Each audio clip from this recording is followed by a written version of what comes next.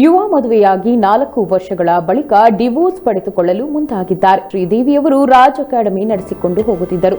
ಮೈಸೂರು ಮೂಲದ ಹುಡುಗಿ ಶ್ರೀದೇವಿಯನ್ನ ವರಿಸಿದ್ದ ಯುವ ಈಗ ಪತ್ನಿ ಮಾನಸಿಕವಾಗಿ ಟಾರ್ಚರ್ ಕೊಡುತ್ತಿದ್ದಾರೆ ಎಂದು ಆರೋಪ ಮಾಡಿ ಕೇಸ್ ಕೂಡ ದಾಖಲಿಸಿದ್ದಾರೆ. ಶ್ರೀದೇವಿಗೆ ಈಗಾಗಲೇ ಯುವ ನೋಟಿಸ್ ಕೊಟ್ಟಿದ್ದಾರೆ. ಇದರ ಮಧ್ಯೆಯೇ ಶ್ರೀದೇವಿ ಭೈರಪ್ಪ ಅವರು ಮೊದಲ ಪ್ರತಿಕ್ರಿಯೆ ನೀಡಿದ್ದಾರೆ. ಡಾಕ್ಟರ್ ರಾಜ್ಕುಮಾರ್ ಅವರ ಕುಟುಂಬದ ಕುಡಿ ಸ್ಯಾಂಡಲ್ವುಡ್ ನಟ ಯುವ ರಾಜ್ಕುಮಾರ್ ಅವರ ಪತ್ನಿ ಶ್ರೀದೇವಿ ಭೈರಪ್ಪ ಅವರಿಗೆ ಡಿವೋರ್ಸ್ ನೋಟಿಸ್ ನೀಡಿರುವ ಪ್ರಕರಣ ಭಾರೀ ಸುದ್ದಿಯಾಗಿದೆ. ಇದರ ಬೆನ್ನಲ್ಲೇ ಡಿವೋರ್ಸ್ ನೋಟಿಸ್ ಕುರಿತು ಮೊದಲ ಪ್ರತಿಕ್ರಿಯೆ ನೀಡಿದ್ದಾರೆ.